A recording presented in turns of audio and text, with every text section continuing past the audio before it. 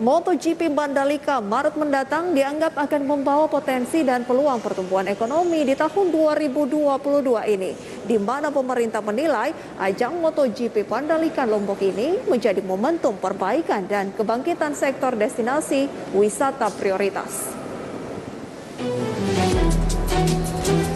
Pemerintah melalui Kementerian Badan Usaha Milik Negara memastikan kesiapan gelaran MotoGP Mandalika pada Maret mendatang.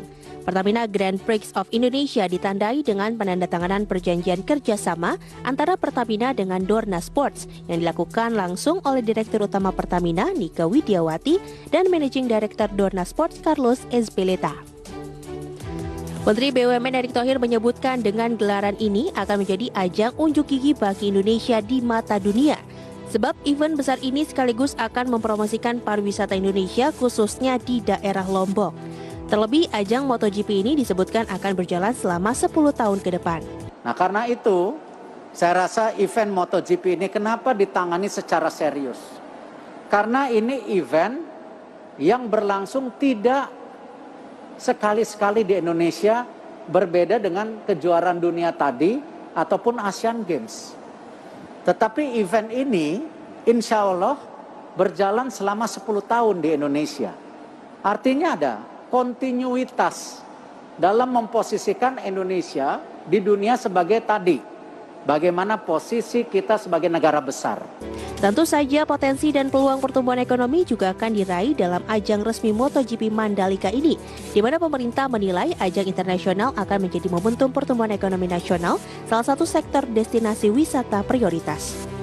Dari Jakarta, Ade Firmansyah, HiDeck Channel. Saya bulan depan, tepatnya tanggal 18 hingga 20 Maret, perhelatan MotoGP akan dilaksanakan, tepatnya di sirkuit Mandalika, Lombok, Nusa Tenggara Barat. Kementerian Dalam Negeri juga merilis aturan yang harus dipatuhi untuk pelaksanaan MotoGP Mandalika. Aturan ini berlaku pada saat official pre-season test, yaitu yang terjadi pada tanggal 11 hingga 13 Februari kemarin. Blade ini tertuang dalam Instruksi Menteri Dalam Negeri nomor 8 tahun 2022. Nah, terkait pencegahan dan penanggulangan COVID-19 pada penyelenggaraan Mandalika MotoGP di Pertamina Mandalika International Street Circuit, pembatasan jumlah penonton paling banyak 100.000 orang dengan kapasitas paling banyak 10% untuk kelas festival. Kemudian seluruh penonton diwajibkan telah melakukan vaksinasi dosis kedua serta membawa hasil negatif PCR swab test H-1 khusus penonton yang berasal dari luar Pulau Lombok dan akan dilakukan screening dengan mengoptimalkan penggunaan aplikasi Peduli Lindungi.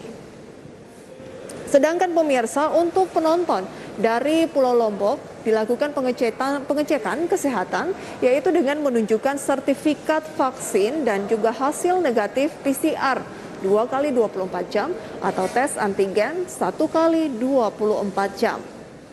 Pengaturan ini ditujukan agar penyebaran virus COVID-19 dapat dikendalikan, baik sebelum, saat, dan setelah seluruh rangkaian acara tersebut berlangsung.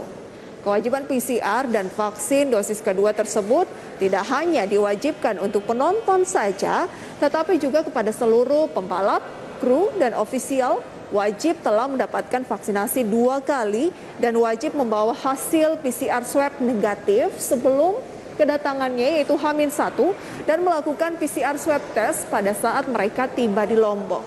Tapi pemirsa, saat ini angka COVID di Indonesia kan sedang naik signifikan.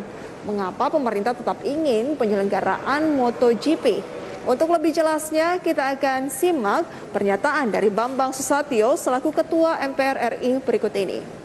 Lokal dan pembukaan peluang bisnis bagi ratusan UMKM dari mulai penjual merchandise, oleh-oleh khas Lombok hingga penjual makanan dan minuman, termasuk kafe-kafe dadakan yang muncul di wilayah di sekitar sirkuit. Saya meyakini bahwa dampak positif dari penyelenggaraan WSBK tersebut juga akan kita rasakan pada penyelenggaraan MotoGP yang lebih bergengsi lagi, bahkan dengan kapasitas yang lebih besar dibandingkan dengan WSBK. Ya, selain itu, Menteri Pariwisata dan Ekonomi Kreatif Sandiaga Salahuddin Uno meminta masyarakat untuk memperkuat kolaborasi dalam mempersiapkan gelaran yang akan berdampak besar bagi pemulihan ekonomi nasional. Penyelenggaraan MotoGP di Mandalika diproyeksi dapat membangkitkan nilai ekonomi sekitar 500 miliar rupiah. Nah, dengan total lebih dari 11.000 tenaga kerja akan terserap saat MotoGP berlangsung. Untuk jangka panjang, lebih dari 50.000 lapangan kerja akan terbuka melalui berbagai kegiatan yang digelar di Pertamina Mandalika International Circuit. Tercatat pemirsa sudah ada 1.032 UMKM yang siap difasilitasi pemerintah di 12 titik, baik di dalam maupun di luar arena sirkuit yang akan digelar 18 hingga 20 Maret 2022 mendatang. Nah, khusus di dalam arena sirkuit, bagi 30 hingga 50 pelaku UMKM yang sebagian besar berasal dari lokal, nantinya akan disediakan stand di Pasar Timur. Nah, lebih dari itu, penyelenggaraan MotoGP Mandalika juga akan menjadi sarana promosi yang efektif, sehingga akan menambah daya tarik atau country branding Indonesia di mata dunia. Menparekraf juga mengajak semua pihak untuk dapat terus memperkuat kolaborasi dalam mempersiapkan ajang balap MotoGP Mandalika yang akan berlangsung kurang dari 45 hari lagi. Mulai dari hal teknis, infrastruktur, akomodasi, dan juga transportasi. Seperti diketahui, Satuan Tugas Penanganan COVID-19 sebelumnya menerbitkan surat edaran nomor 5 tahun 2022 tentang protokol kesehatan sistem bubble pada kegiatan MotoGP 2022 di Mandalika. Pemirsa, seluruh pelaku sistem bubble terkecuali bagi tenaga pendukung yang hanya diperkenankan melakukan kegiatan di zona yang telah ditentukan pada setiap fasilitas atau sarana prasarana dalam kawasan bubble. Dan kebijakan travel bubble yang diterapkan pemirsa selama perhelatan ajang MotoGP di Mandalika dipastikan dapat mendorong pertumbuhan ekonomi di daerah wisata. Sebab kondisi itu membuat turis dan pelaku usaha saling percaya. Pemerintah meyakini adanya travel bubble selama ajang MotoGP akan mendongkrak ekonomi di Nusa Tenggara Barat. Yang dimaksudkan dengan travel bubble pemirsa, ini adalah warga negara yang datang itu tidak akan kemana-mana. Datang ke bandara, kemudian masuk ke hotel, sirkuit Mandalika, balik ke hotel, pergi ke bandara lagi, jadi tidak ada interaksi dengan masyarakat lain. Nah, warga negara tersebut diperbolehkan masuk ke Indonesia tanpa melakukan isolasi setelah dipastikan tidak terjangkit COVID-19. Jadi pemirsa, ini akan membuat kondisi dari para pembalap kemudian para ofisial dari MotoGP ini akan lebih safe pemirsa ya, dan tidak dikhawatirkan karena hanya beranjak dari negaranya kemudian bandara dan kemudian ke hotel, demikian juga sebaliknya.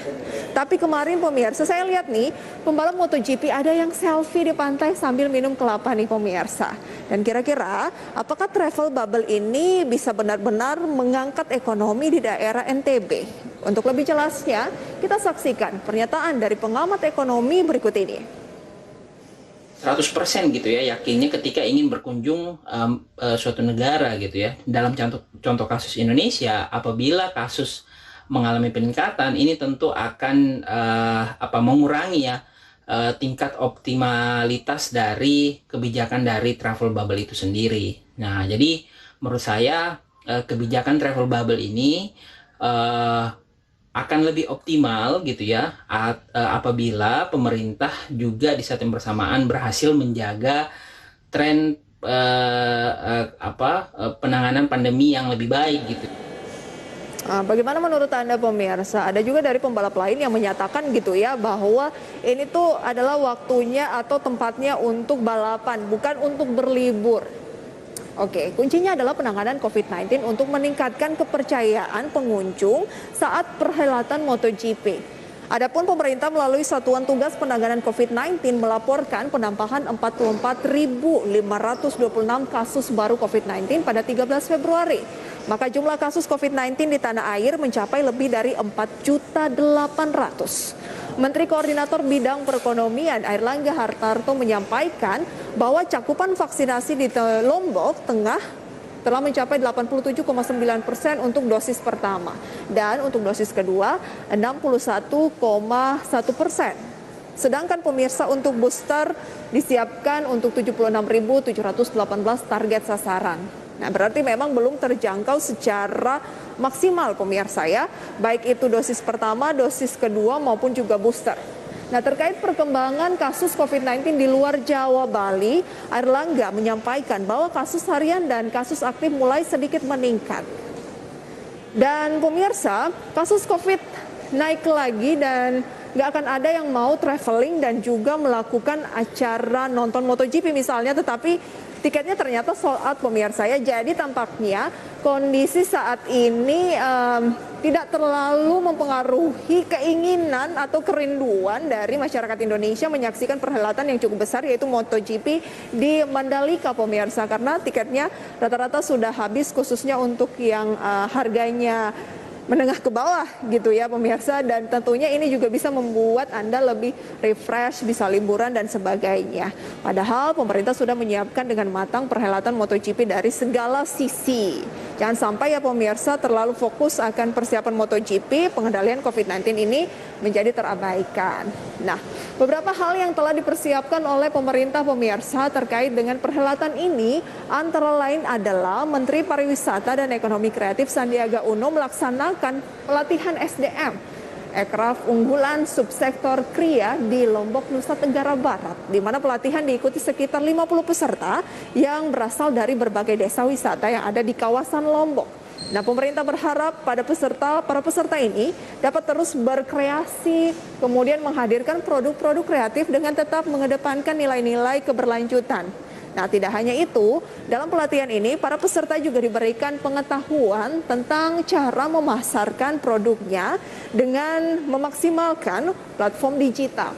Kemudian pemerintah juga menyiapkan sebanyak 24.000 kamar yang siap menampung para pecinta MotoGP. Pemerintah juga akan mempersiapkan sejumlah tempat menginap alternatif seperti homestay, sarana hunian pariwisata, hingga glamping. Nah, penambahan jumlah akomodasi ini pun diharapkan dapat meningkatkan keterlibatan masyarakat dan mendorong kebangkitan ekonomi serta membuka lapangan kerja seluas-luasnya.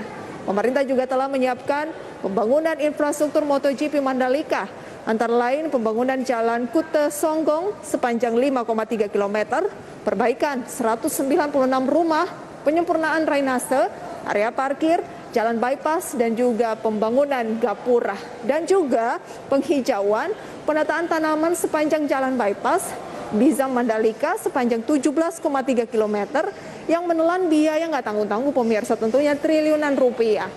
Lantas apa yang harus dilakukan pemerintah agar anggaran yang telah dikeluarkan ini tidak sia-sia dan perhelatan MotoGP bisa membangkitkan ekonomi? Kita simak selengkapnya dalam grafis berikut ini.